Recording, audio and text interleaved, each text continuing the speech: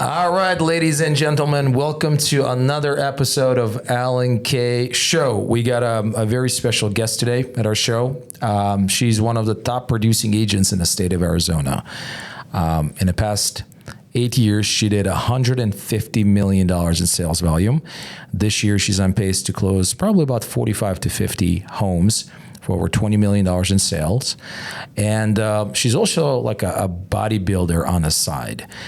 So let's welcome my today's guest. Her name is Angela Dansereau. Dansereau, very good. Did I pronounce your last name correctly? Good. Oh my God. I swear to God, I probably repeated myself like 10,000 times because my last name is Kushmakov and like 90% of people butcher my last name as well. All right, Angela. So tell the audience a little bit about yourself, how it all started with you.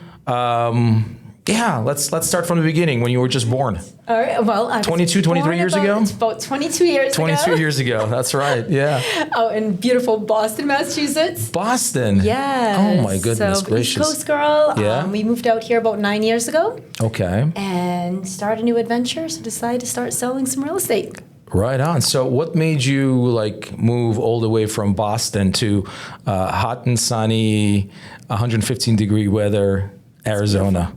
So we come from snow. Yep. I would say Arizona's a much better choice. Yep. So my husband's job transferred him out here. Good old Dunkin' Donuts, baby, Dunkin' Donuts. So they transferred him out here, and we closed my dance studio. I taught competitive floor tumbling and cheerleading for 20 years, and we moved out here and started fresh. So our realtor that we met on Zillow said, why don't you get your real estate license and come join my team? And a year later, that's what I did. That's what you did. That's what I did. So your real estate agent who helped you to purchase the house here in Arizona, right? Said, hey, I think you're going to be a great real estate agent. Yes. You should get your real estate license. And it took you a year to get your license? I mean, it's 90 hours. Okay, look, there's no judgment here. So I'm a slow learner. Oh, come on. Cannot be that.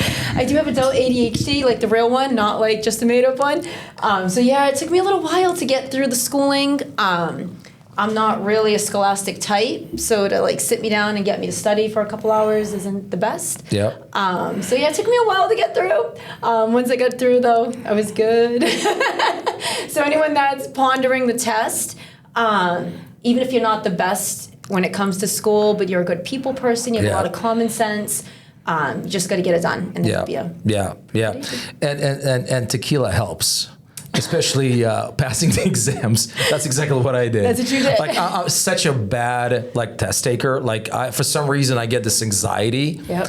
I didn't know there. One of my agents actually, he told me that he takes beta blockers for anxiety, but I just take tequila for anxiety. Okay. So a couple of tequila shots and I pass every single time. It's a good thing they don't check for alcohol or whatever it is. Right. Okay, so you got your real estate license. That was 8 years ago, right? 8 years ago, yes. 8 years ago. So how did you kind of start your real estate journey? What were you doing? What were you focusing on? And how many homes did you sell your first year as a realtor? First year, about 13, if I remember correctly. I started on a team. Everybody has the pros and cons about being on a team. I think it was great. On this team, I was on a military-led team, so they were pretty tough on me. It was 2 retired military and veterans, and so I had to be on my tippity toes at all times, but I'm very grateful now. Gave me good structure to know what to do, kind of how to problem solve better than I was already problem solving.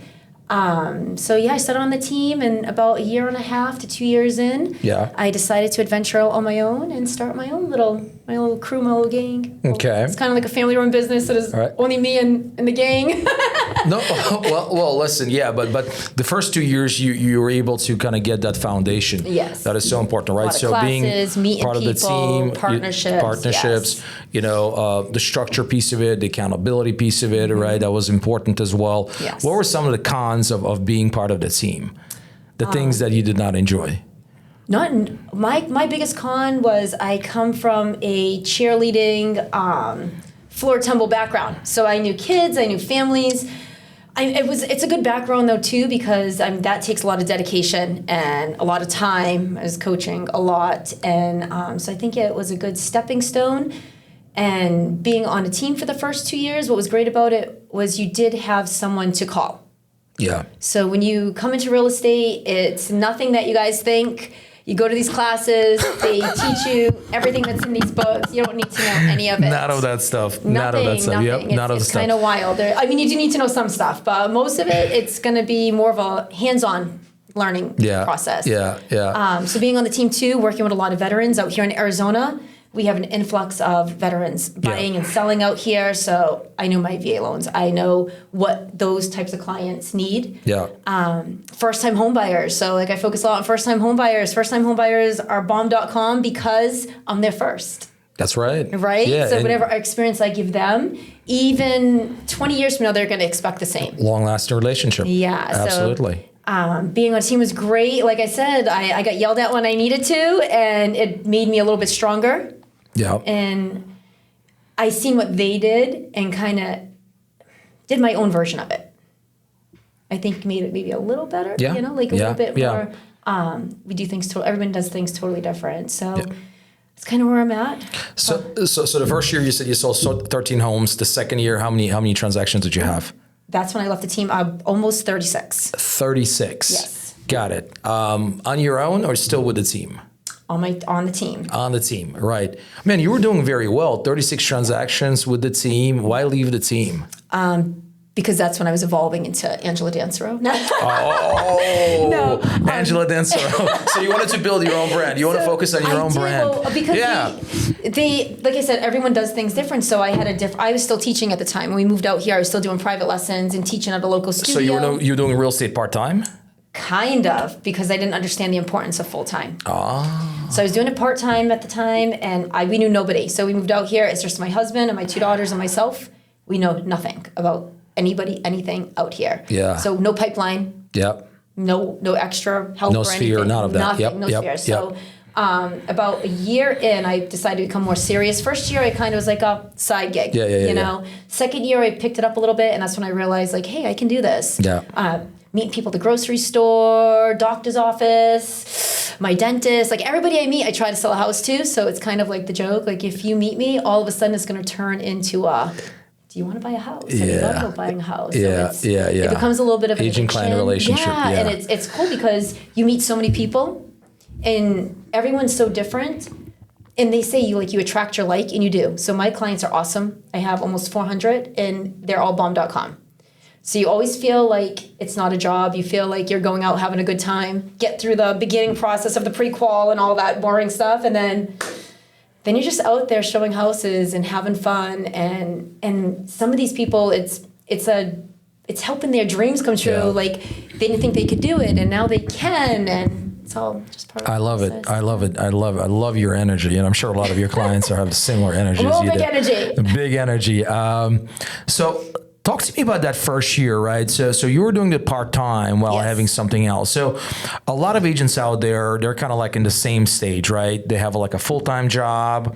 Real estate is kind of like the secondary job or a side hustle or a side gig, right? Yep. And unfortunately, a lot of times they struggle to get any type of like consistency going or even just get their business off the ground. Yep. Like how were you able to do that while actually having that dance studio and having other, people that you're going to be like focusing on working with, just probably 50 hours a week you were doing something else? I was about 30 30 hours? I still had my costume. I made custom costumes too. Custom costumes? Yes, dance Say costumes. that 10 times, custom costumes. Custom costumes, yep. So you had that, you had dance studio, right? Yep. And then real estate.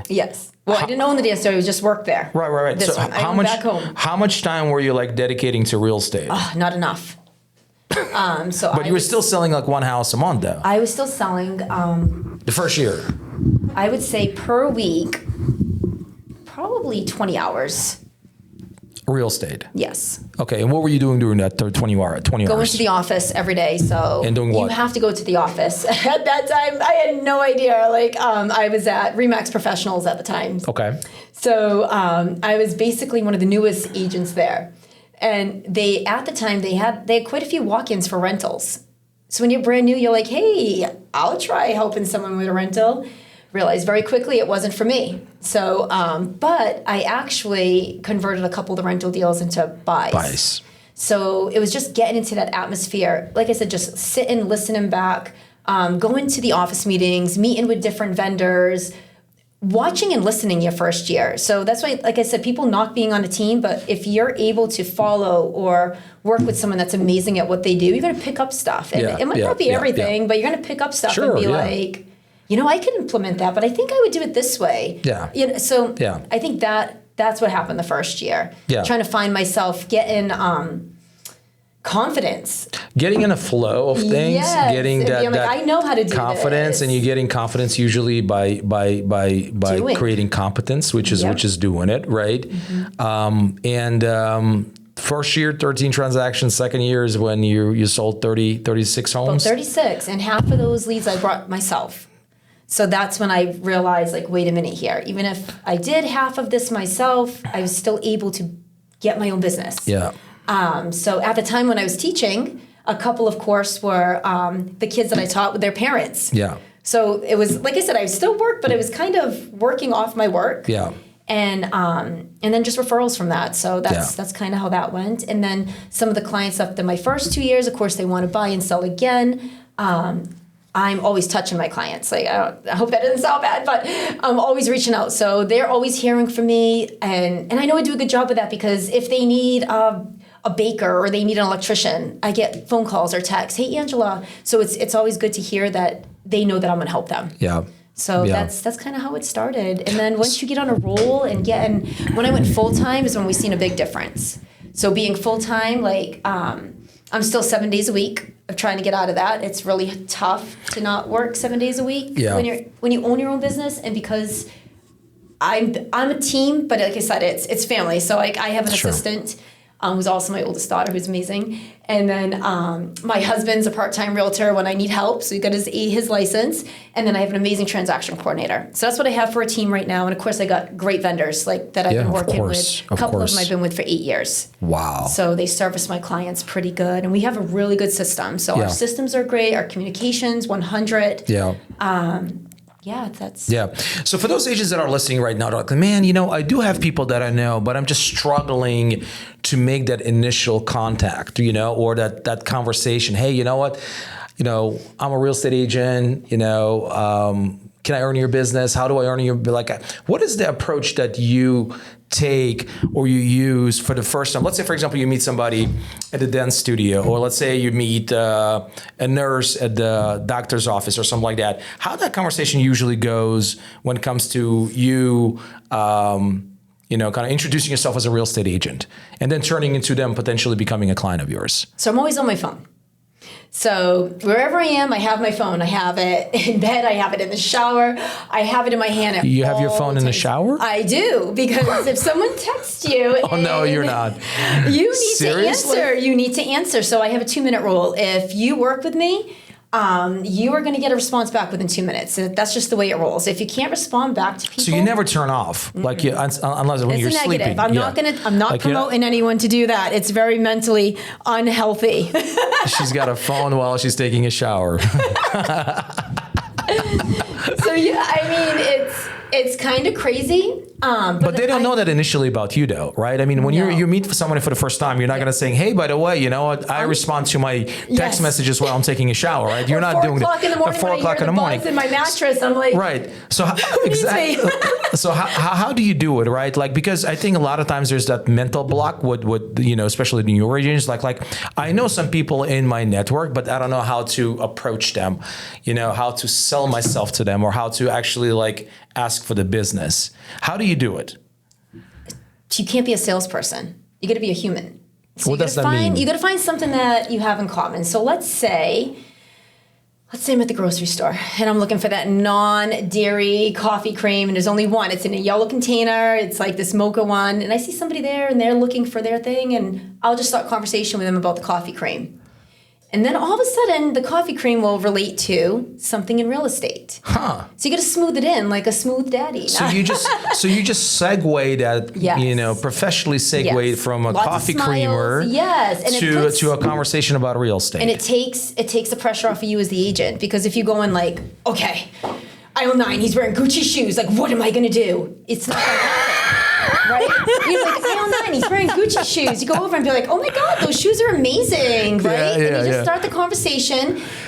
when they talk back, you're going to get their tone. So you got to, I mean, in real estate, not everybody can do this. I mean, you got to kind of, No, you're right. You're absolutely right. Yeah, you're absolutely right. You have to be a chameleon. You can't be that annoying salesperson. You got to be a person. Yeah. People like that. So like if you're going to someone and you're like, oh man, okay, I want him to buy a house for me. What am I going to do? All right, well, start the conversation with the shoes. Where'd you get them? Oh my God, they're amazing. I was looking for those, da, da, da, da. Yeah, and then all of a sudden it's like, well, I'm a realtor. Like you turn it on, big smile. And it's not about like what they can do for you, it's what you can do for them. Yeah. So, hey, I have someone that does custom closets for those amazing shoes of yours. You know, I put lighting, like just switching the conversation around to meet the person. Or, I don't know, So hold on a second. You said, Yes. so, hey, I have someone who can help you with custom closets for these shoes versus, where do you live or can I come to your house? Okay, interesting. Or are you looking for to buy a house? And then you'll get their number. So you either get their number, you get their email, and you're sending them information. So you want to be a resource. You don't want to be the obnoxious real estate So you want to lead with value versus extracting value without building any type of value. Yes. Okay, got you. So that's really what you do. Yes. I'm a value finder. You're a value finder. You see, that's interesting because I'm opposite of you. Well, no. I lead with value, but I would never go to the store and see somebody like wearing, let's say, Gucci shoes and start talking about the Gucci shoes. Yeah. Or like a creamer. You gotta get it. I would not talk to somebody about the creamer or anything like that. Like I go in and go out, blinders on, just get me out of there. Like I'm opposite of you. Yeah. But I also sold a lot of real estate differently. Yeah. We all have our way. So there's the ways of doing it, right? You can't copy everyone's gonna have their own. For me, I'm not really shy. I'm a little shy. I was a little shy coming in, but once I get really going, I'm little not shy. We should have documented that. We should have recorded that. This is like opposite. But no, so you just, I don't know. I feel like as realtors, the more you're educated, the more confident you are in your product. So for me, when I go, like I hate being sold. Like I'm not going to a car dealership I've already have admission down. I don't even want to hear it. I can't be sold. Like I can't listen to it. So I don't want to be that person. Yeah. So that's why I said it's gonna be common ground. And even if they're not ready now, they're gonna be ready eventually. You're right. And I have clients like I just closed a transaction today. I've been working with this. Thank you. It was a great transaction. I've been working with this buyer for almost 4 years. Want to look at showing homes for 4 years? No, just communication. We looked at a land lot. He wasn't interested at the land lot at the time, whatever problems came up with it. So I just stayed in touch. So I'm always touching my people. Every holiday I get in contact. Yes.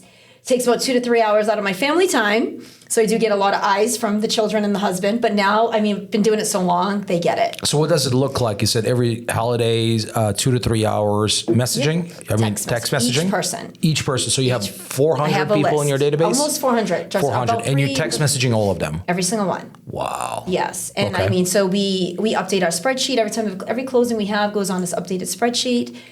So then that's how I remember. I remember all my clients. I remember all of you. But so I don't forget. Yes, I do have a spreadsheet and I will sit there and we try to get it done earlier in the day, but sometimes it depends. My family's awesome. Poor things, I make them do like corny pictures with me and a corny video to send out.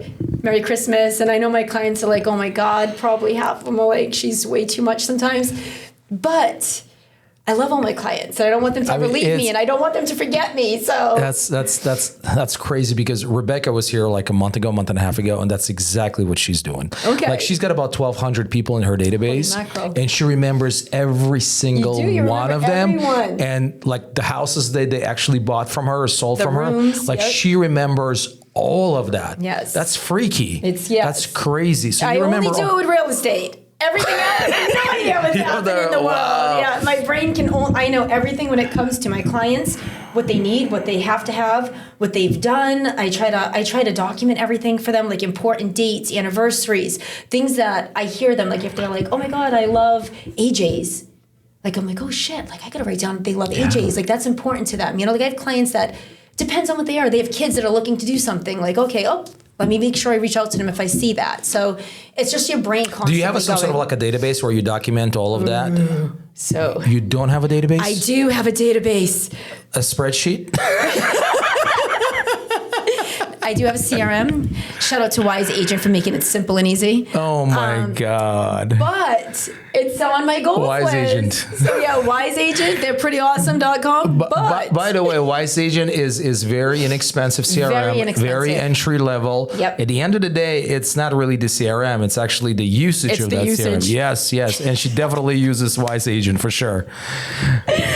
Well, my assistant Kayla is amazing. So Kayla keeps mostly everything updated for me. Yep. So I know I'm supposed to be better with the CRM. I'm working on that. No, it's a great CRM. I'm old fashioned. Yeah. I like paperwork. I like the manila folders. Oh, you're still using the folders? Like, listen, there's no freaking judgment. Everybody has 1 to 2 folders. Depends on the client. Some have like 4 or 5. They come back to me. So Are you sure you don't have binders for your clients? It's on the list, you know. But no, I have folders and I keep it all. Everything's boxed up, so I have it printed. Behind the scenes, we have everything digital. Yep. We have Google Drive folders. They get out after close of escrow. They get everything immediately. Yep. I know I have it all. Yeah. But just in case there's a computer But how do outage you or remember though? something. How do you remember? Let's say, for example, you did have a conversation with someone and mention about, you know what, my dog's name is Benji, and he's a golden doodle. Yep. And he's 5 years old. Yep. And he likes X, Y, and Z. Do you remember those conversations? So. Or do you store those conversations? Do you put them store in them in my a brain. CRM? Oh, you So- store them in your brain. So if you're like, I have a dog named Benji, I'm like, oh my God, Benji's so cute. Benji. So then I'll start like, I'll have to see a picture. But no, and in all honesty too, sometimes like I'll write it in my messy phone. So my phone needs some organization too. So like for you, I would write, Alan, podcast, Met in Glendale. Like I would take little notes.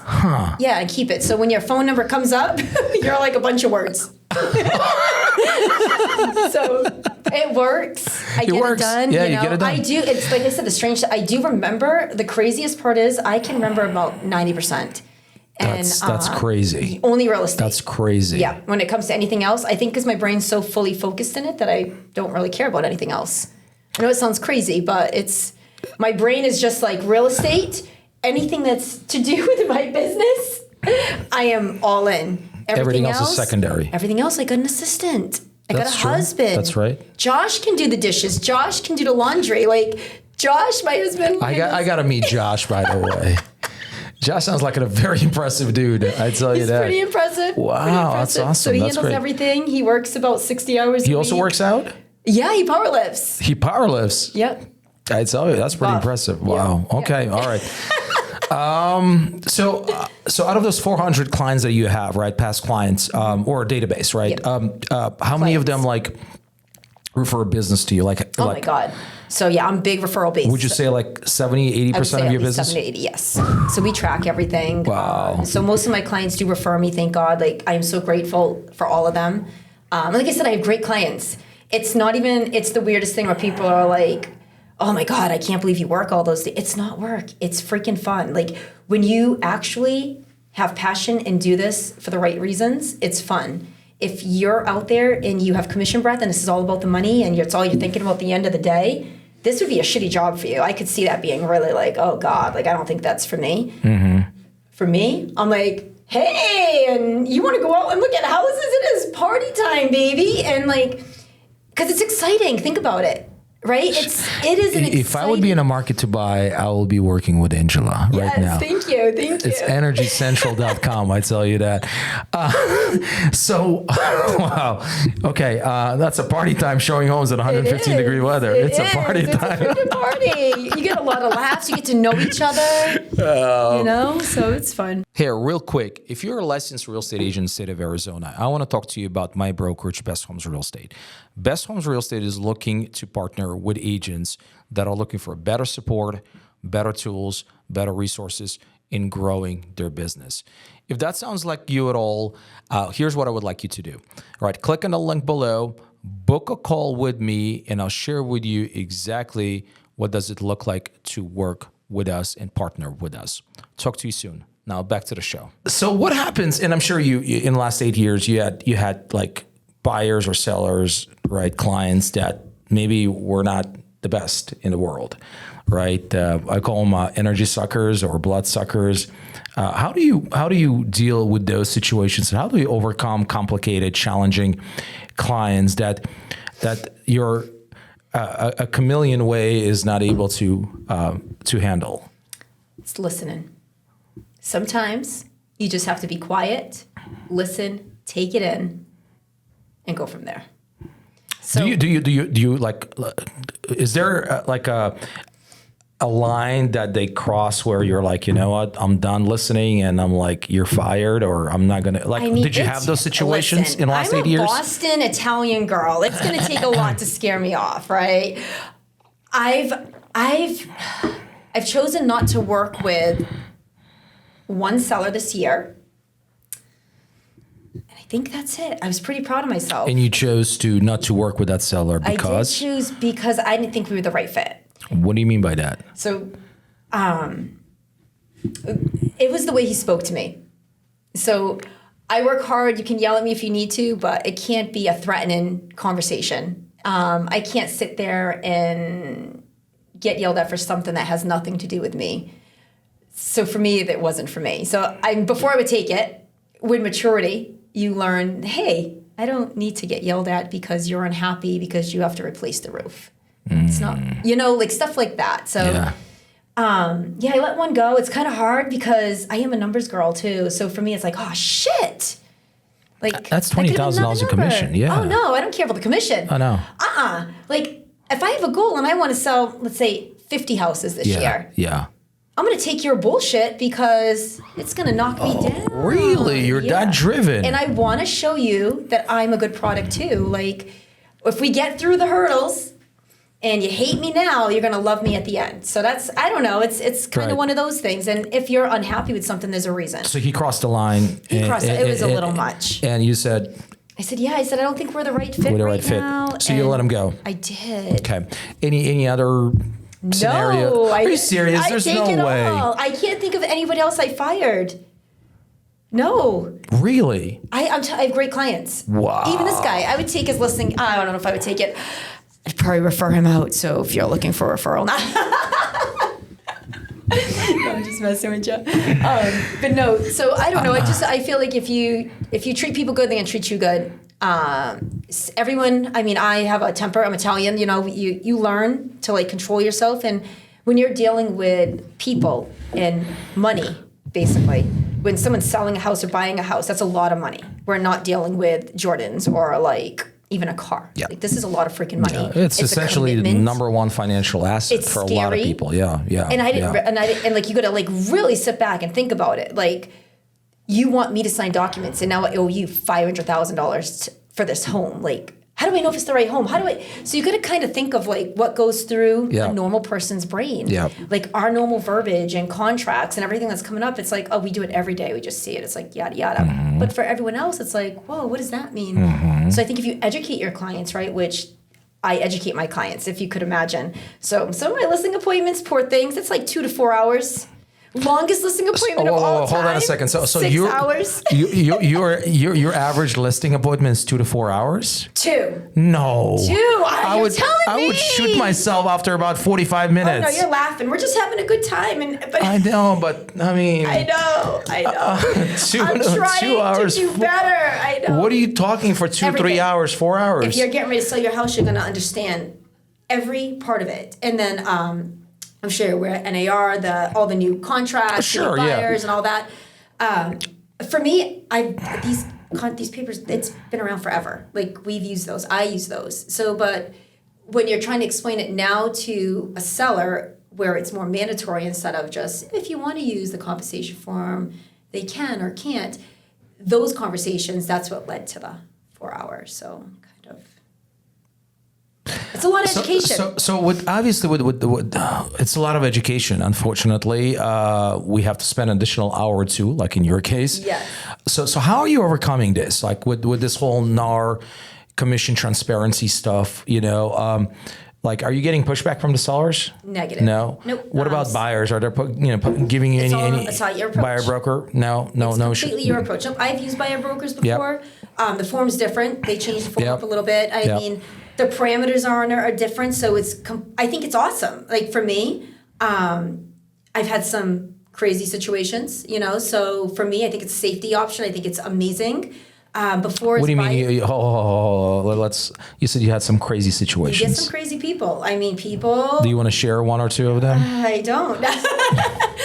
I think that's important stuff. Yeah, I mean, it because they're is. like, look, 50-60% of the agent community are women, right? And safety is very, very It's important. very huge. So, I don't think people realize that. So, like for us, I get a phone call at 4:00 in the afternoon. Hey, I just seen this house. I want to go check it out. Yeah. Before this new form became mandatory, right? Before this form became mandatory, Yeah. I'd have to just take a 50-50 shot. Okay, either they're going to want to buy this house or sell this home. They're not pre-qualified. I don't have their ID. I don't know anything about So you're them. driving to show them the house. You're driving to show it. By yourself? By yourself. That's what you've been doing for the last 8 years? Mm-hmm.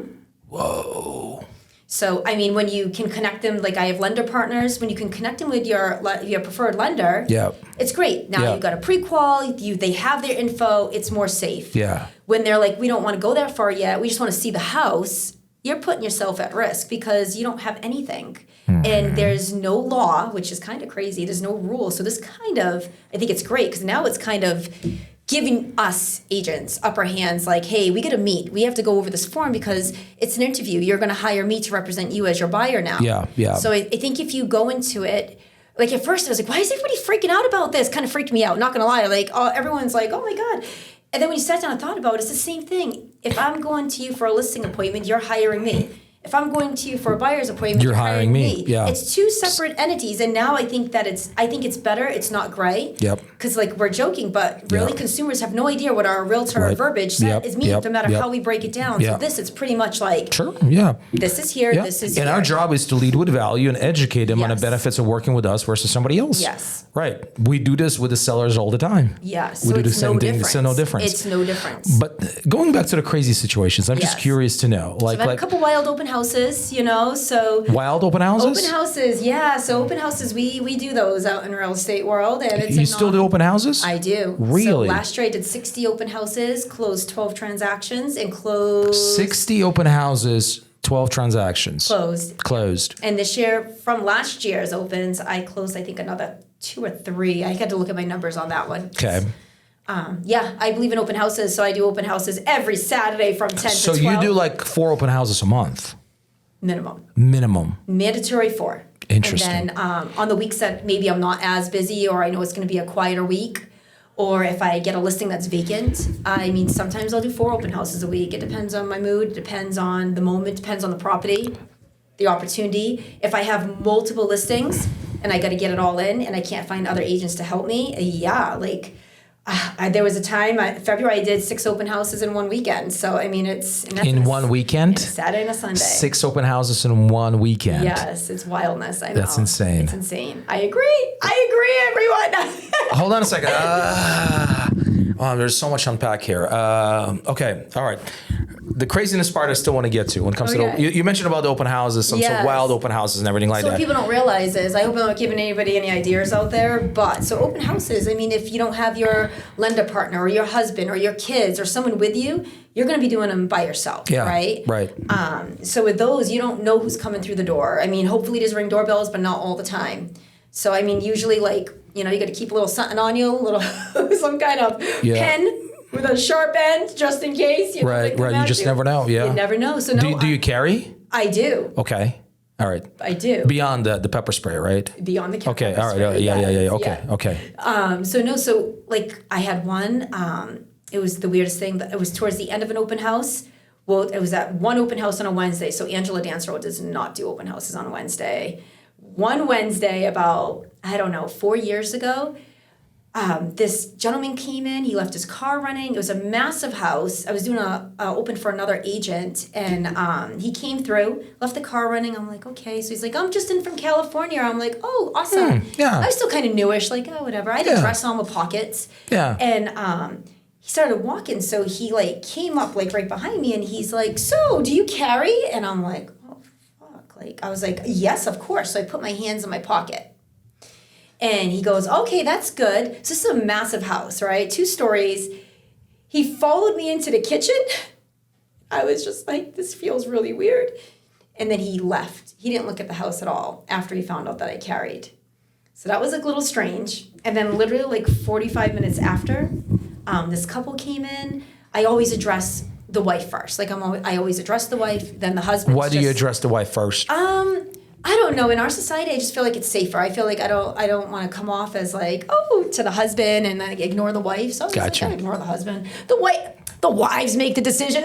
No, seriously, the wives. It's true, I've been the married for wives 24 make- years, and she that's made pretty right. much every single decision in my life. Yes. So if the yes. wife likes you, that's all. Yeah. Then it's going to go good. Oh, I agree with you. Plus, it's less threatening, I It's less think. threatening, Yeah. So I introduced myself, and then I would talk to them when they entered. They walked through. I let them do their thing. They came back down, want to get feedback for the sellers. So the wife starts telling me, and I'm like, oh my God, I thought the same thing. It was about a laundry room. And I was like, I said, there's more listings. I said, you guys want to leave your name and number? I'll email you over some more that are coming through. And he's like, no, get in the car. So he like told his wife to get in the car. And I'm like, well, that's kind of crazy. Just like that? Get in the car? And she left. Yeah, she went to the car. Oh, I told my husband, So he locked the door. He locks the door? Yes, and this is after the weird gun thing. So I'm telling you, Wednesdays and open houses. So the same open house. The same open house within the same hour. And he's with his wife? He was, and he made her get to the car. So then he closed the door, Yeah. locked it. Yeah. And at this time, all I'm thinking is, shit, my phone's in the kitchen, the room behind us. So I have no way out. And he starts screaming at me. At top of his lungs, how dare I speak to his wife without speaking to him first? And how all of us realtors, we all do the same thing, how none of us know what we're doing, like literally like super angry. And then he started bringing in other agents from other open houses, like how we went over to this other open house. She did the same stuff. And I was just like, oh my God, like this is one, I'm not arguing with this guy. So I agreed with everything he said just to get him out of the house. Oh my God. So he got out of the house, and I mean, like, I don't know if you've ever been so scared that you're gonna like pee your pants. Most people don't understand what I'm trying to say, but it's like this feeling you get when you get super scared. You just feel like you're gonna pee your pants, right? And I remember thinking, oh my God, I'm gonna be the next realtor on the news. And so yeah, I don't do open houses on Wednesday. He left, thank God. Yeah. And I packed my shit and got out of there. That's you know? it. You're that was done. it. And That's I said, it. I'll never Yeah. do an open house on a Wednesday again. So I don't. I'm surprised after that you're doing open houses, to be honest with you. Like I said, you're a little bit more cautious. Yeah. I've had weird stalkers. I mean, my phone number's everywhere. So you can block people on a phone, but you can't block them through your website. So you get like weird requests, weird phone calls, weird FaceTime videos. So yeah. So I mean, they push. How do you handle? I mean, it must be just like. I report it to my broker. There's not really much you can do. That's what you do. Report it to the broker. But what do they do? Someone a couple years ago, surprise police were awesome. They came to our house and they checked our property because I was getting threatened on phone calls for a couple of days. So they had to make sure that our premises were safe and all that fun stuff. Whoa. Yeah. So it's not all Peaches and cream. No. It's a lot of thought process. Holy shit! Right. Yeah. So like I said, I think the new agreement's great because now we for have more sure. info on you. You're going to meet at our office. We're not going to meet at a house. Or you could do a Zoom with them. I do Zooms. I Yeah. do Zooms with my clients, but if they want to look at a home, I prefer to meet in person. Got it. Yeah. Got it. Yeah. Interesting. Okay. So let's talk about the open houses in more detail, right? So you're doing them pretty much on a week. Every week. Every single week on Saturdays, 12 to 4. No. No. I do a 2-hour open house. 2 hours. Why 2 hours? Because I have clients. So for me, I do a open house. Are you getting enough traffic in 2 hours there? So my goal is 1. I know everybody has their numbers. If I can get one person, One lead. one lead all weekend, I'm happy with that. I'm the same exact way. Yeah. I'm good. Yeah. One, You think you can get that in 2 hours now? oh, yeah. Really? How do you think I closed 12 transactions last year? Interesting. Mm-hmm. So what do you say to those agents that, for example, doing open houses but not seeing any results? Or they do them for a week or 2 or 3 or this and then they just give up? Figure out what time works for the neighborhood. Everywhere is going to be different. So Really? So it depends on the neighborhood? depends on the areas. So you got to know your areas. I don't like to do them on Sundays just because I'm trying to make Sundays family day. Sure. So I work from home on Sundays unless it's a out-of-state client or a 911 client, I call them. What's a 911 client? Someone that's like, hey, Angela, I only have Sundays off. Like, I need to find a house, so we're going to have to go out on Sundays, you know. Otherwise, So you're still showing homes on Sundays? Yes. So you're working 7 days a week? 7 days a week, yes. And you love it? Love it. Beautiful. With open houses, like you're putting out a lot of signs out there? Like how many signs are you putting out? I put out between 10 and 14. Okay, so it's not a lot. It's not a lot. Anything else you're doing? Are you like door knocking, introducing hired yourself to someone, like neighbors or anything like that? So I have a company that goes out and door knocks for opening weekends. Okay. So if I have a listing that's going on the market, I'll usually have that neighborhood door knocked. We do social media marketing, so we're always pushing stuff out that way. Yeah, I mean, sometimes I'll walk the neighborhood, depends on the weather, more or less winter, not the summer. But yeah, I mean, just everyone says that the old-fashioned real estate doesn't work, but it does. I mean, you got to do the let me tell you one thing. Like, if you drop me right now in the middle of nowhere, like I'm talking about a place that I don't have any sphere, no past clients, like I don't have a marketing budget. Like I will be like doing open houses pretty much on a daily basis. From that open house, I'll probably find a buyer, probably even find a seller out of it, list that house, do more open houses, generate more opportunities. Open houses is almost kind of like opening up that storefront and letting people in. And that can be just one lead or it can be multiple leads. I remember my first open house I held was, you know where Anthem Country Club is? It's like Fort Knox, you know, they have guards and everything like that, right? Not even my listing. It was on the market for 60 days. I held it for 4 hours. I picked up a client. We sold their house. They bought a house with me. They referred more business to me. I think probably made about $200,000 in gross commission income from that client alone. Was my first open house. Was not even my listing. You know, so the whole notion that open houses don't work in 2024, I think people just don't want to work. Right. Well, what do you want to do People don't on a want to work. Saturday? I mean, it's not the funnest thing. I know. Especially as a female realtor, we have to wear heels. So I've been starting to wear sneakers, like the whole getup. Like we can't just show up with like leggings and like a sports top. Well, there are agents that do that. Yes, I mean, don't get me wrong. Like, once in a while, I do too. But I try. No, the open houses to I'm dress talking like about. a realtor. Yeah, right, so right, you right. have to, and then you have to put the signs out. Are you putting out those signs, or you have put on somebody my else? si- I thought you have an assistant. They're crazy. They want to charge like $150 to $250. No, I'm talking to about put you out said signs. your daughter is an assistant. She does too much for me already. So she does all my marketing, what about all Josh? my website. What about Josh? Oh, no. No? I mean, so you're doing your own signs. You're putting out your own signs. Yes. Whoa. And pick You're up. hardcore, I tell you I'm a that. little hardcore. Yeah. You got to work. You Okay. can't run a business and not work. I love You it. can't run a successful business and rely on everyone else to make it work. So what do you do in addition to selling real estate? You have any hobbies? Like investments, other businesses? Oh, okay. Let's see. So I do bodybuilding, which I love. How much time does it take out of your day working out? Not too bad. I get it done before I start my work day. What time do you get up? I get up around 4:30. 4:30? Mm-hmm. And do you work out at home or you go to the gym? Oh, no. I have a trainer. You have a trainer at a 6 gym? days a week. Yep. 6 days a week. Yep. And how long each session? About an hour. An hour. Got it. So one body part per day. Kind of? Kind of a combo. Combo? Depends. Yeah. So you have a personal trainer Yes. that trains you Yes. 6 days a week. 5 days a week. 5 days a week. 5 days a week, yep. And 2 days of rest. 1 day of rest. 1 day of rest. Yes. Are you doing any cardio on top of that? I just started cardio. I don't really do cardio, but I just started like last week. Just So you wake up at 4:30. What time are you in the gym? I get there by 6, 6. And you're done by 7. 7:30. 7:30. And what do you eat during the day? Oh my God, I eat a lot of food. You eat a lot of food? Yes, To look like this, you eat a lot of food? a lot of food. You're playing on our emotions right It's now. bodybuilding, so you have to eat. You got to feed yourself. Okay, all right. So let's talk about that. Let's talk about your macros. I want to know about the macros. I want to know exactly what you're consuming on a daily basis to look like this. So I don't do macros. I just follow my diet. So it's the same thing. So it's discipline. So every day I start my morning off with 6 eggs and a half a cup of oatmeal.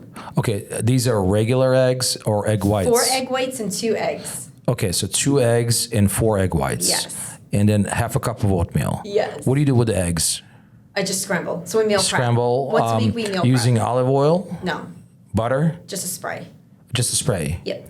Okay, so that's before you go To the to gym. work out. Yep. Okay, that's every day. Every day. Aren't you tired of eating the same food every single morning? No, because you know what to do. So it works. It's the same thing with your business. If you can be disciplined with food, you can be disciplined with anything That's in true. life. Okay, all right. So we start with 6 eggs, 4 egg whites, Yep. 2 regular, half a cup of oat milk. Yes. Oat.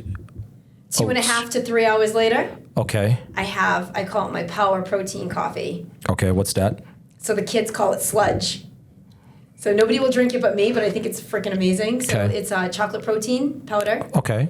It has to be a specific hazelnut coffee. It's like a macadamia nut hazelnut coffee. It's a specific one. Okay. And then I put greens in there. You put greens in there? Like the greens. Yeah. The thing. Yeah. And Powdered greens? Yeah. Yeah. And then I put BCAAs in there. And what else do I throw in there? Oh, collagen. Collagen. Very important. Yeah. Very important. Yeah. And then what else there's another thing I throw in there. Oh, creatine. So how many grams of creatine do you put in there? Just a scoop. Just a scoop, so Yeah. like 5 grams? Yeah. Is it 5 grams or 10 grams? I think it's, I have to look. I just do one I think it's scoop. 5 grams. I think it's 5. Yeah. Okay. So that's the second meal of the day. Yes. Which is it's got about what? About 30 to 40 grams of protein. About 35, I think we're on Okay. right now. And then carbs, how many carbs? I don't know, because it's just Okay. a protein But there's shake. not that much fat there. No, it's just water. It's just and so there's coffee. okay. Yeah. Okay. All right. So now you're probably at around 55, 60 grams of protein. I have no idea. Okay. I just do All what right. I'm told. All right. So then the next meal after that? About 2.5 to 3 hours. Okay. All right, are you ready? Yeah. Okay, so I have my choice of meat. So we'll start with the carb. I have a half a cup of brown rice, Okay. 1.5 cups of vegetables, any vegetable I want. Steamed?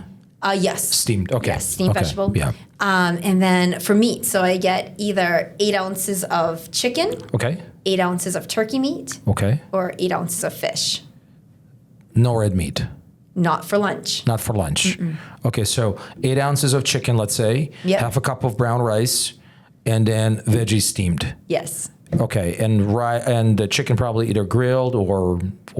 I've been like in the crock pot. It's edible. Let's be real. I'm not a good cook. So we crock pot this. So you just cook it to death. Yes. Got it. Okay. You can swallow it after it's been frozen. Sure. You gotta reheat this. Yeah. it's Okay. Okay. Okay. All right. And then 2.5 meal number to 3 4. hours Yeah. is another protein shake. Okay. Scoop and a half there. Yeah. And then dinner. So every night I have I'm on a filet kick right now because. Filet mignon. Yes. Okay. So I have filet and a third cup of rice for dinner every night. Grilled.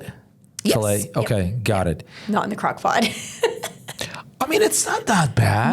No. No. And I get 8 ounces of that. I get to eat. Yeah, you get to eat. Yeah. And then I it's get not one bad. more protein shake after that. That one's sometimes tough Okay. because I'm tired at night. So sometimes it's just staying awake. So I'll have to set the alarm on my phone to make sure I get up for a protein So you're shake. consuming probably like over 200 grams of protein. A lot of it, yeah. Yeah. Yeah. We're trying to build some size. I'm off season right now. Yeah. Yeah. Huh. And you do this 7 days a week. Yes. So like no cheat meals. I just got off my show and I didn't have a cheat meal since April 1st. So last week I went a little ham with the ice cream. You little what? Like a little ham. Like a little crazy Oh, and ice cream? with ice cream. Oh. Yeah. That's your cheat meal? Chocolate cake and ice cream, yeah, and brownie. But that was last week. This Ever week, heard of like back on track? burgers and pancakes Yes. and pizzas? How about those? Yes. And Yes? the weird thing is once you start doing this, it's not even that exciting. Huh. Like you eat that food and you're like, ew. Like now I feel like disappointed in myself. Disappointing yourself. All right. I'm All right. like, You oh, almost why'd kind of I like do that? cheated Yeah. yourself. Yeah. Okay. What about drinking alcohol? Nothing since 6 months. Nothing in 6 months. Huh. So if you go out, Yes. no drinking. No. Friends, this and that, you're not drinking. No What about your interest. husband? He drinks? Joshua does. He does drink. So, Yes. okay, got it. But you're not drinking alcohol. No. Wow. I mean, you're very disciplined. Yes. Okay. So how long have you been doing this? Very strict for just over a year. Over a year. Okay, why? So I started it last year to kind of get my mind in a good place. I was kind of like not in a great place mentally. So the first competition I did, it really I don't know. You cleanse your body of everything toxic and you just feel good. It's basically it's kind of, so I had kids very young. So now my girls are 24, 25.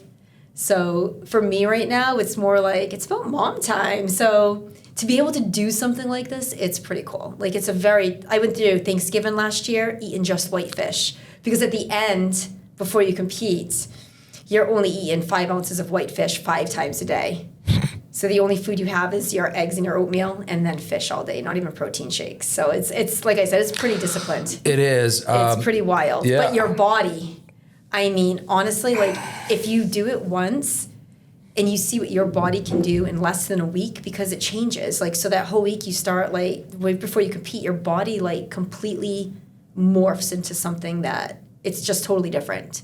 So you look a lot more lean, and you take all your water out, so like you're more veiny. Like it's So you're not amazing. drinking water, that much water at all? Not the last 2 days, correct. Wow. Mm-hmm. Did you worry about like cramping or like getting like because you're not drinking enough? I mean, water? No. I mean, no. No, you're an athlete. You build up for this, bro. Shit, I gotta. Here I'm complaining about 75 hard, and it's only for 75 days. Yeah. I mean, we're talking about for a year now. You're doing this. It's a lifestyle. It's not. It's a lifestyle. Not really, yeah. Like so, it's not So really. what do you do? Like, anymore. what? Let's say, for example, you guys decide to go to like I don't know, Aruba, Barbados, Cabo, Hawaii for a week or two. Mm-hmm. Like you're still following the same diet. I'm pretty strict. Yeah. So we went to Hawaii in July. Me and my husband. He took me out there, and we went to Costco and to the Walmart to buy a food scale and all my food so I could meal prep before we did anything. Yes. We meal prep every week. Every 2 weeks. So we meal prep like every 2 weeks. We spend about 4 to 6 hours. And we cook all our lunches and our dinners for the whole week. Yep. And then my other daughter, she does our breakfast. So all our eggs are already done. So every day I wake up and I don't ever have to think, what am I going to eat today? How am I going to do this? Because if you don't have it prepared and ready, what are you going to do? You're going to go to In-N-Out. Yeah. You're going to go to Chipotle. You're going to do something naughty and bad. And then... So Chipotle is naughty and bad? I mean, there's a lot of sodium. I try to not to do any of that fast food. So you want to keep like all that out of If let's say you were to eat like fast food, right? Like you have no other option, right? Yeah. What would you eat? Oh God, I would go to In-N-Out. And In-N-Out. I would get, yes. I mean, let's be real. It's the healthier version of the worst, right? It's the better of the worst. I agree. It's fresher, but you can go to In-N-Out and they have different ways of doing it. So normally if I were to go to In-N-Out off season, like I'm not on season right now, so I can't go to In-N-Out. I'm in off season, but I'm still pretty strict. So I'll get like a double cheeseburger, right? But one slice of cheese and only the bottom bread. Like I won't eat the top bread. Yeah. And then like I'll have like some of the husband's fries. Yeah. He'll tell you to eat all the fries because I just might. Yep. But they're fresh, right? Fresh fries, very good burgers, and for the price is like what? Still like $6, I think, $5.50, $6. I think it's closer to like $8. Is it $8? I think so. No, I don't know. Is it $8? I think so. I think for the double Mr. meal. Producer, I mean, you eat In-N-Out every day. I mean, how much you pay for that stuff? I know. It's an addiction. My son loves In-N-Out. Oh my God. It's like the best place on earth. Like, Dad, if I'm gonna score more than 10 points, like you buying me an In-N-Out. I was like, yeah, I got you. That was part of my cheat meals last week, though. I did get In-N-Out. Okay. Yeah. So I was, like I said, but most of the time I'm pretty good. But I would say that would be my go-to. Yeah. Hey, real quick, if you're a broker owner or a team owner and looking to grow and scale your business by bringing in more agents, i.e. recruiting more agents to your organization, I got to tell you about Modern Day Brokerage. Modern Day Brokerage is something that I started about 2 years ago with my partner, Tristan Horn, and we're currently working with 120 clients. These are broker owners. Some of them are team owners as well, where on average with our services, they hire 4 to 5 agents every single month. So if you, again, a business owner, a broker owner, or a team owner that is serious about growing your business by predictable agent attraction and recruiting methods, you can book a call with us by clicking on the link below for a free private business consultation meeting with me or one of my team members. Talk to you then. Back to the show. I see you constantly on social media. That's how I kind of came across you. I'm like, man, her energy is so much different on social media than most of the other agents out there. All right. I mean, just that your energy just pops out of the screen, like honestly. So tell me about your social media routine, kind of like what do you do, why you do it, how often you do it, like. But I see it constantly. I see reels, I see pictures, I see you're doing different kinds of skits. Like it's just one thing after another. No, seriously. Kind of embarrassing or not? No. But is it something that you do on a daily basis? Is it something that you yes. like you schedule like 2-3 hours? Like for example, we're doing a lot of content on Fridays. Yeah. So Monday through Thursday, I'm doing something else. On Fridays, it's all about content. You do it every day? So I'm trying to reel my schedule in, so my coach would be pretty proud of me, but yeah. I'm trying to reel my schedule in, so I've learned that I can't try to do 20 things at the same time. So right now, I'm focusing on one at a time. So since end of July, I've been focusing on, I'm supposed to be focusing on a couple of things, but the real focus that I've accomplished would be my social media a little bit more, what's the word I'm looking for? Refined? Nope, definitely not refined. Let's be real now. I'm going to say more, not scheduled, but more just part of my routine. So more disciplined with the socials. I hate socials. I do them. Hold on, you hate socials? I hate doing it. Like, honestly, it's like literally, I do the video, and then after I'm like, oh my God, I look like such an ass. Like, it's so, it's. Do you watch your videos or you know? I have to watch them. I got to edit. I remember we just went through. I have to watch them. We have to go through which angle works. Oh my God! When you find your angle, you're going to be way more natural. So really, you see, I don't know. Why you never to mention to me about the angles? You got to know. I'm like you're shooting at a wrong angle. It's got to be an angle. There's gonna be it's all about the angle. Forget about everything else. It's all about the angles. About everything else. Angles. And so, because I can literally just pop up. I have a it kind of looks like a nightstick. So like the police officers, like if you went like. Oh, those sticks that expand. Like expand. Yeah. So I bought like a selfie stick like that, and I bring that shit everywhere, right? So you just pop it up, and you're like, I'm gonna do a video. So you just pop it up, and you just do random videos. So I find I was doing what you were doing. I was renting space. I'd rent downtown Phoenix, like different rooms, and like try to do all this scripted stuff. But it's not me. Like I'm not scripted. You know what I'm saying? Like this is just me. Yeah. So like if I'm like, oh, like yesterday my neighbors, I didn't get the video, but it would have been bomb.com. But we didn't do the video though. For the record, I don't know what she's talking about. I don't do anything scripted. I don't even have a teleprompter. Like she's comparing me to Biden. Trust me. Like no. He's eating the cats. He's eating the dogs. That just. And I'm not eating cats or dogs. I love dogs. Not a big fan of cats, but I digress. So I was overthinking it. Right? So I was overthinking it. I'm like, I was doing the same thing, scheduling, okay, once a month we're going to get all these videos done, which I did. But then I got so busy with work that I was just like, oh my gosh, I didn't post a freaking video today. Like, oh God. So now I'm just in a routine. So my daily routine added to my fitness routine, added to my food schedule, right? Because nothing gets in the way of my food either. Like, I'm not messing. Like, if food schedule comes up, I'm out. Peace. Nothing gets in the way of your real estate. Nope. Food. Exercise to work out. Exercise, yeah. And now video. If I'm committed to it, I'm going to do it. Social media, yeah. Well, I don't know. The social media is like, I'm kind of forced. You're probably getting a lot of business because of that. I do close transactions. Maybe some of it is not really quantifiable. Some of it is like you cannot really track it. But because like I'm assuming a lot of your sphere, a lot of your past clients, constantly seeing you in their feed, like right? Yes. Yep. Yeah, and that's who I do it for. Yeah, you're just staying on top of mind. People, and like some of them will joke. Like I'll get texts and stuff, and I it's kind of funny. I watch myself too. I'm like, oh, good God. What's like the most viewed video that you like had in the last couple of years? Do you know? I have no idea. You gotta have. I don't know. Huh. So, you don't track that stuff? I don't really track the views. I track more of the business side. So like I know this year I got 1 listing and 2 buyers off of Facebook videos. And these are organic. You're not paying for those leads or anything like that. Are you doing any type of paid leads, paid advertising or anything like that? No. I mean, I was a Zillow Premier agent, Zillow Flex agent up until last year. So I was one of the last soloists that they let go because most of it's teams now. Teams, yep. But I had great numbers, great conversions. But I was one of the last to go, unfortunately, because they were focusing more on the bigger teams. And like I said, it's just my little small crew. Yeah. So that was that. And then I gave up Realtor.com last year. I don't do Realtor.com. Yeah. Because the conversion numbers did not make any sense whatsoever. So I gave that up. So no. just meeting me at the grocery store, meeting me at the open houses. And complimenting Gucci shoes. So let's speak about like what you mentioned about you don't have a team, but you kind of do have a team, right? So you got your daughter, she's your assistant. Yes. Your husband Josh, he's kind of part-time. Does he have another job? Does he do something else? Did you? Yes, Dunkin' Donuts. You mean he runs like a Dunkin' Donuts store? No, he drives the trucks for them. Oh, he drives the trucks. He brings you the happiness. Well, I don't eat Dunkin' Donuts. My staff, they... Well, me Oh, neither. I didn't know But I drink that. the coffee. You see, I didn't know that. That's you see, okay, now, yeah. okay, so he drives the truck. He drives the truck. Oh, so he's always loaded with donuts. Always loaded.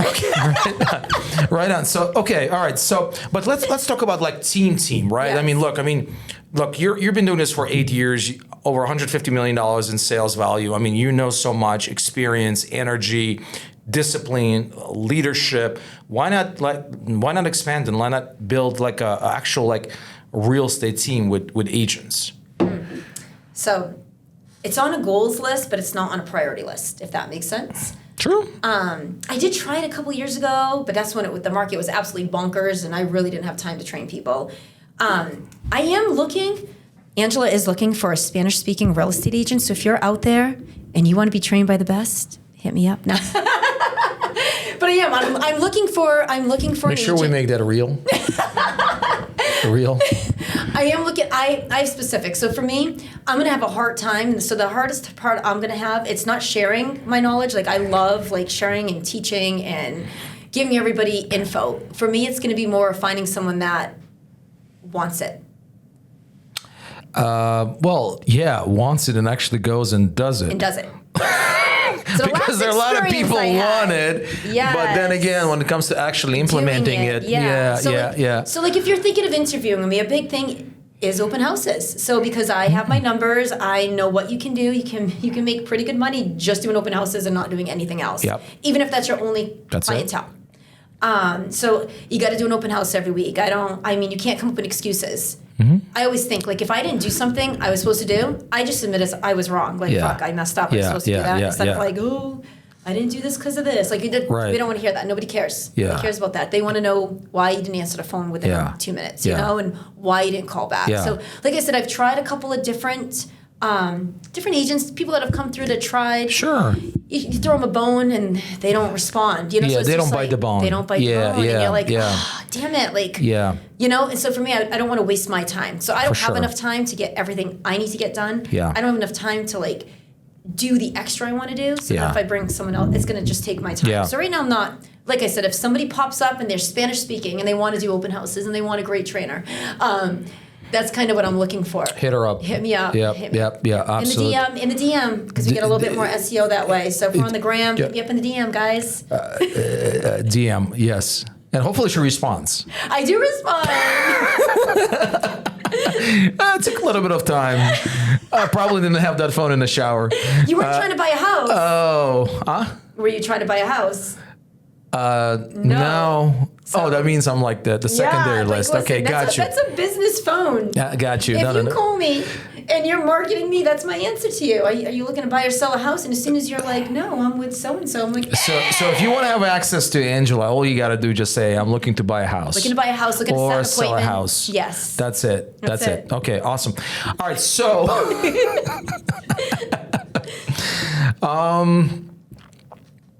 What's next for you? Let's say you and I are having this conversation like, I don't know, 5 years from now. Oh my gosh. 5 years. My 5-year plan. 5-year plan. Like, where do you see yourself, like your business, 5 years? I know I did a 10-year. 5 years. Well, let's talk about 10 years. Oh, I don't know. Well, let's talk about 10 years. I want to know. I want to know what do you want to do in 10 years. 10 years. Yeah. Oh my God. I'm gonna want to look back and say, damn, I wish I was 10 years younger. No, just joking. 10 so years we're not getting younger. That's for sure. Absolutely, we're not getting younger. You know. I don't know. So my ultimate plan. Obviously, at the end of the day, I do joke about the team thing, but yes, I would like to be able to actually go on a vacation because when I'm on vacation, I do work the whole time. So little things like that. Like, yeah, in 10 years from now, I'm going to be older, slower, tireder.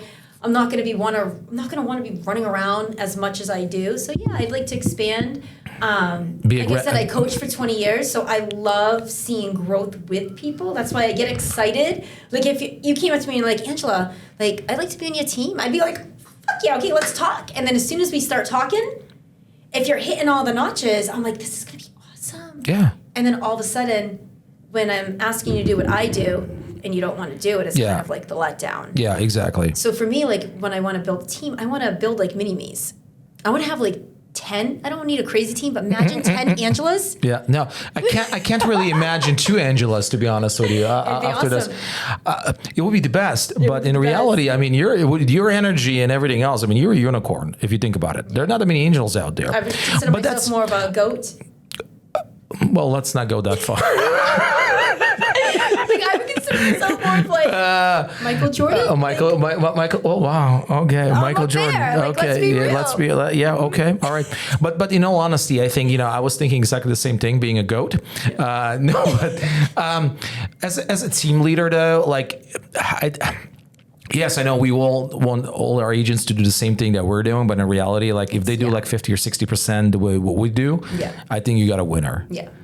Right. So they're out there, by the way. I don't know. But again, they got to be hard workers. They got to be hard workers, right? That's the thing. So what I suggest, at least initially, I think, is instead of just like bringing in agents and mentoring agents and taking all the time, just bring them some showing agents. Like hire some showing agents that will actually go out there and just show on your behalf. Because a lot of time is spent showing. Yes. Especially if you're like driving all the way to the East Valley. That's fun. Then you lose those moments. You lose the connection with your people. Not really. You can still have conversations with them. You still can write offers, and they're like you can do all of those things: inspections, walkthroughs, closing. Speaking of like closing, like do you do any like closing gifts or anything like that for your clients? It's client to client. Everybody gets something like individualized to what they are. Like what? I'm not going to give you my top secret gifts. I don't know there was secret sauce when it comes to the gifts. Really? Well, it depends on the client. So it depends. Okay, so let's say, for example, it depends on the client in terms of like the actual like a dollar value of the house or need. The what? The need. The need. So if it's someone that, first-time home buyer, for instance, first-time home buyer, they're putting all their eggs in this basket. They don't have a lot of extra, so it will depend on if they need something. Sometimes it'll be, I don't know, sometimes I gift a home warranty. Sometimes I'll gift a wine. Yeah. Sometimes it's going out to dinner. So it's because people are different. Yeah. I don't have any clients that are exactly the same. So you I think a closing gift is more on the individual. Interesting. Yeah. So it's different. It's different. It's different based on their needs. Clients, to be honest, like I'd rather after closing go out and have breakfast or dinner with them. Way more freaking fun. I agree. Part of their time. Absolutely. For my clients that are selling and buying, sometimes it's way too much stress. So it depends. Sometimes I'll send dinner to their house. Sometimes I'll buy them something for their house. It just like I said, it depends on the client. They're all different. Everyone's different. I like that. Mm-hmm. That's unique. Because they're people. They're not different. A file. They're not a number. You're listening to what they want. So. Even though you do have folders and files for them. I do have folders, yeah. It's a lot of folders. Folders. Okay, all right, great. So, interesting. So let's say you mentioned something that before you started the bodybuilding, right? You were in some difficult stages of your life or your tough life or something was happening, right? And there are a lot of agents, I wouldn't say a lot of agents, there are some agents out there that are dealing with some issues, right? Whether it's financial, personal. Do you mind sharing some of the things in terms of like how to overcome, like, if you're dealing with something tough, something difficult, something challenging in your life, how do you like overcome? How do you push through? What advice would you give an agent that is dealing with going through some rough patches and tough times? It depends on the personality. So that's another tough question right there. So everyone's different. So I'm not really as sensitive. I'm not really, I'm pretty like cut and dry, black and white. You can be mean to me. I prefer to be, like I can take a lot. Like I'm more tough. So it depends on the agent. So if the agent's a more tougher personality, they got to find someone that can put them into more of a positive perspective pretty quick, which usually, like in my personality, it's going to be just being blunt and honest and truthful and basically telling you like it is. You need someone that's going to be there.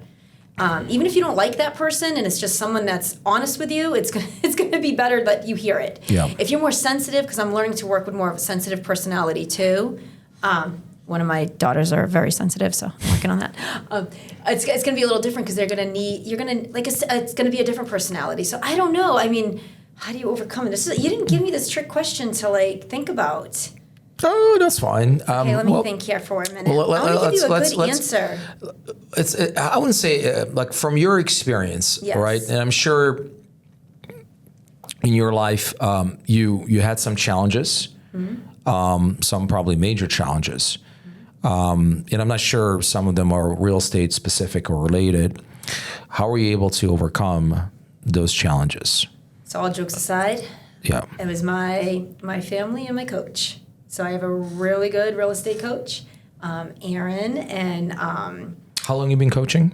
Just about 2 years. 2 years now. Yes. Okay. So I met Aaron, and we have quite a story. But Aaron puts me on my place. He keeps me moving. He keeps me going. He's my person. So like I think that as a soloist agent, because I'm really a soloist agent, I don't have a team leader. I don't have someone that I can go to. So having a coach in my eyes is the best thing you could do. So if you're just like, hey, I'm just going to do the solo life or small team like I'm doing, like kind of just have different people doing different things, then I would say get a coach, get someone that you can rely on, get someone that's gonna help you depending on your personality. Yeah, so somebody who's gonna kind of like guide you, mentor you, support you, elevate you, but also challenge you and hold you accountable. Not bullshit you, rip off the Band-Aid, let's go. I think a lot of people in general just, they harp on things that don't matter. So this is your business, right? We sell houses. This is our business. No one is going to pay us unless we sell a house, right? So if we're not out there doing that, it's just going to make your situation worse too. So if you can get the strength, you just gotta, it's about learning yourself and learning what's going to make you stronger. And like I said, just having someone, you see one person in your corner, it doesn't matter who it is, even if it's your husband or your wife, it doesn't matter who it is, but one person that can knock some sense into you pretty quick. You just don't want to sit there and cry about things you can't change. It sucks when the business ain't coming in and you have bills to pay, but that's going to teach you better when you get busy again. It's going to show you like, okay, this is my schedule. This is what I need to follow. This is how I'm going to stay there. This is my budget. Don't buy shit. Like we're squirrels in my house. We don't buy anything. So you don't buy anything in your house? Well, I mean, if you ask my husband, he thinks I buy a lot of clothing, but I get them on sale. Everything's always Hold on a second. Still you getting things on sale? Oh, I mean, no, really? Yes. Good for you. I tell you that. It's for me, I love sale items. Really? I love a good deal, a good bargain. If it's not on sale, I'm going to try to get a deal. What about designer stuff? You buy designer stuff? It's going to be more of a gift. Or so you don't buy stuff like designer bags or anything like that? Usually the husband will buy me a gift. Yeah. Yes. I mean, I pretty much put it in his email. So in his you put in his email. Oh, yeah. It's in his shopping cart, he knows size, exactly dimension, what you want, everything, and then he buys it. Oh, yeah. We have that in the I love it. chat. Yeah. That stuff doesn't do it for me, though. Like I said, I don't know. I'm not a big shiny person. You know, and like I don't come from a lot. I come from like nothing. Like my background's very interesting. So I come from nothing. So when you say your background is very interesting, what do you mean? very interesting. Yeah. Like it's a very interesting word that you're using the word interesting. Yes. But that's another podcast. We got a second episode coming up. So for me, I still you go out to dinner and they want like $20 for a drink. Yeah, like $20. $20. I was in Vegas last month. They were charging $24, $25 for a freaking cocktail. Right? That's a lot of money. I can buy a bottle of whatever for $25. Yeah, so I'm just freaking Vegas. Freaking Vegas. But no, so I'm just pretty frugal. But yeah, people. I think that agents that aren't doing the business that they want to do, you can totally do it. I mean, I think I'm a perfect example of it. I came out here, no experience whatsoever. No sphere. No one. No sphere. Doing it part-time the first year. Part-time, very part, like just touching it, nervous, scared. I think it's your drive. I think that if this is your true calling, if this is what you're supposed to be doing, your passion should overcome everything. So when did you know that it was like your true calling? Probably Like about a year and a half in. year and a half in it. Yep. You got that I kind of got confidence or that yes. like, man, you know what? I can do this and I can Yeah. do this at a very high level. Yes. Interesting. And I think it's one of those businesses that you can't go in and, like I said, you can go in and do whatever. So the cool thing is you're your own boss, right? It's a cool thing, but it's not. It can be a curse. It can be a curse. Yeah, yeah. So that's where discipline comes in, guys. Like if you're not the person to wake up every day 4:30 to 5 o'clock and you need someone to get you up, I would say join a team. Yeah. So yeah. not all of us are team leads. Not all of us can be soloists. There's nothing wrong with that, right? It's where you fit. What makes you happy? I see so many agents that are on teams and they're so happy with what they're doing. And if you want to join, no, but So let's wrap this up, I guess. And don't get me wrong, I appreciate your time. I think you're phenomenal. And I think there's going to be a part 2 where we're going to dive a little bit deeper into the interesting parts of Angela's life, more interesting parts. But let's say there's an agent out there or agents like they want to connect with you. You know, how they do it. I mean, where they can find you. So you can where find they me cannot on find you. Angela on Instagram is the best one. Remember SEO. So you can hit me up on the DM. Angela what? Dansereau. Okay, Dansereau. Yes. Yeah. Good luck pronouncing or spelling Spelling that. it. But Yeah, it's kind of a lot of. how many followers do you have on? Oh my God, it's a lot. It's like DANSEREAU. Okay. How many followers do you have? Not enough. How many? Oh God, under 2,000. I don't have a lot. That's it? That's it. But it's not about that. Yeah, yeah. It's not on your followers. It's the quality. not quality, the- yes. quantity. Right. Okay. Big difference. So IG, Facebook, Yep. anywhere else? TikTok, No TikTok No for me. TikTok? I'm on the YouTube. YouTube. I'm Okay. trying to be a YouTuber. Okay. Trying. All right. you know. And what's your website name? Everything's Angela Dansereau. I'm a brand. Okay. Here When you you're go, a folks. brand, that's what you do. That's the You're- brand, it's and the brand is your number one currency. It is. Yeah, love it. Hey, I appreciate you. Thank you so much. Awesome. Thank I you. enjoyed very much, and hopefully we'll do it again. Awesome. Thank All you right. so much. Good work. Hey, thanks for listening to our conversation. I hope you like it. Now, if you want to see more of the same type of content on your feed, here's what you got to do. Hit subscribe or hit like, and hopefully I'll see you again in the future.